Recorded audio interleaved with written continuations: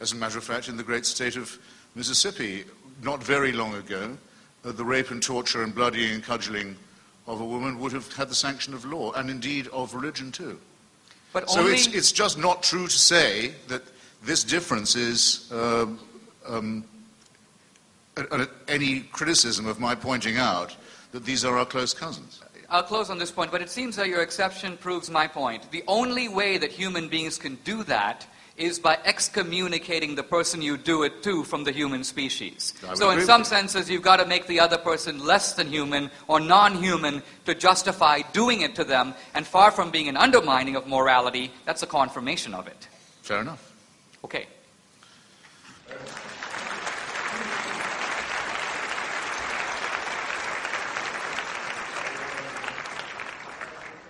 Yes.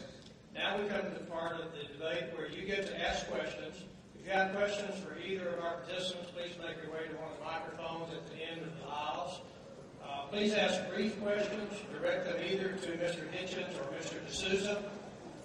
When the person that you're requesting to answer your question does so, the other debater will have an opportunity to respond. And we'll begin on my left, sir. This is a question for Dinesh. You mentioned the universal constants of physics about the improbability for our universe sustaining life. However, I want to know your response to this. Einstein said God does not play dice, which is you're postulating an improbable universe with no denominator. In other words, it might not have been any other way. There may be no other possibilities for universes. So what's your response to that? I'll restate the question. The question is, hey, you've been talking about all these great coincidences, the so-called fine-tuning of the universe, but didn't the great authority Einstein say God does not play dice with the universe, and isn't Einstein's dictum a refutation of this notion of particularity and fine-tuning? Einstein's comment about God not playing dice with the universe was made in the context of the discovery of quantum physics. Einstein refused to believe that nature could be so erratic and unpredictable at the very tiny scale. And then as his life went on, Einstein had to admit that quantum physics was a premise that was not only as validated as the theory of relativity, but in some ways one of the most tested theories in all of physics. So Einstein was wrong. Einstein had to admit that his anxiety about quantum physics was misplaced, and his refusal to believe it one of the great mistakes of his life. So Einstein wasn't even addressing the anthropic principle of the fine-tuning, but in the one context where he used the phrase God does not play dice with the universe, it turns out God does. Mr. Hitchens, you care to respond?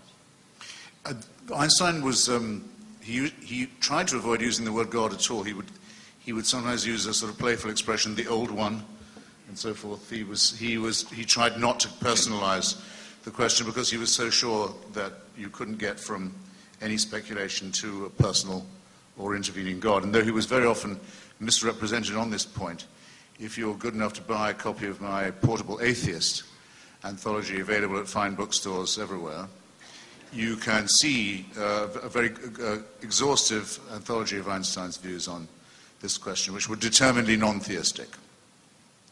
Okay. Thanks for coming out, y'all. This is also for Mr. D'Souza. I hate to overload him, but when you were making your rebuttal, you appealed to the uniqueness of Earth as evidence for God's existence. And I'm kind of confused. I don't see how a supernatural explanation that doesn't rely on scientific fact for its proof is any more likely or easier or anything than just chance. Okay. The question is, why posit a creator? Why not say chance? Let me give you an analogy to illustrate my point. Let's say I enter the California State Lottery, and I win. I would say, that's chance. It's unlikely. There are a lot of people in California, but someone had to win, so I won.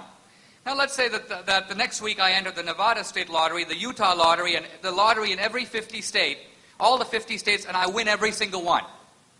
Then someone would say, well, that could be chance, but when you start multiplying the odds, human reason begins to rebel.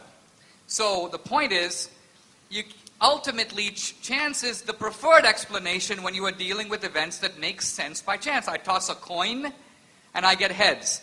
If I toss it 100 times, I should get close to 50 heads and 50 tails. Let's say I get 99 heads. You're going to suspect I rigged the coin. You will immediately write off chance and presume design. So that's my point. Human reason operates by giving chance the benefit of the doubt, but when a coincidence becomes too big, you begin to suspect a designer. So how come 99.9% of all species on Earth have been already rendered extinct? What design is that?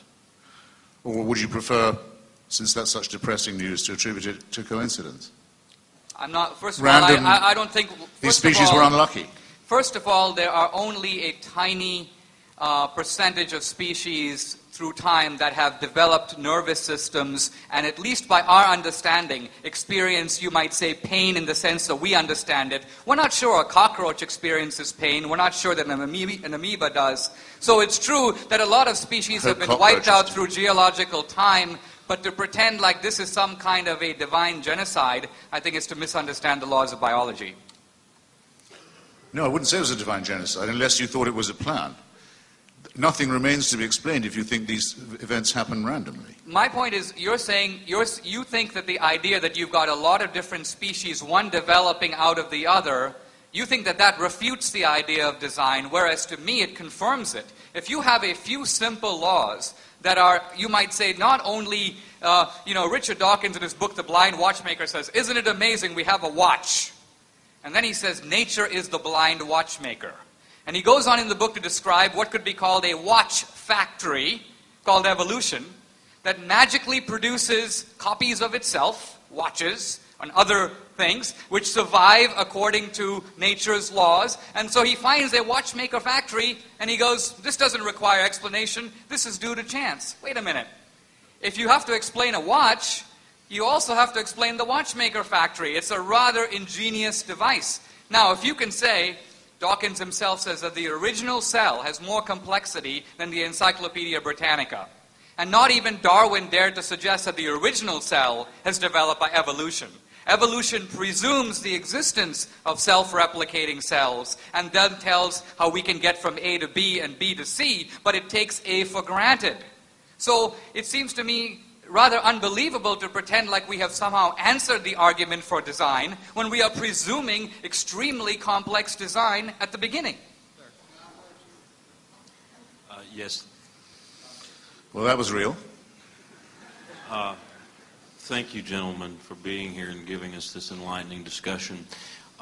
My head, like many of us in the audience, is just awash with these interesting ideas. Nietzsche said famously that God was dead, and of course Freud, in a later sociological work called The Future of an Illusion, said that, like all illusions, religious belief would eventually disappear. As you've pointed out, Western Europe is an example. The question is to Mr. Hitchens. You said that religion is a kind of vestigial holdover from our intellectual infancy. Do you think that we will all eventually outgrow it? And why is the relinquishing of religion seem to be so slow and uneven, particularly in the States? A small correction. It's true Nietzsche said God was dead, and it's said by some that Freud said that God was dad. But it is not true that Freud said in The Future of an Illusion that it would wither away. Quite to the contrary. He said it was an illusion with a future. Because, he said, precisely of its rootedness in wishful thinking. For as long as humans are afraid of death and believe it's possible to survive it, or might be possible, there will always be a place for religion. Dinesh and I have had a lot of discussions about this. I think there is truth to that, but I think it's rather reductionist. There's no reason at all to think that precisely because we are only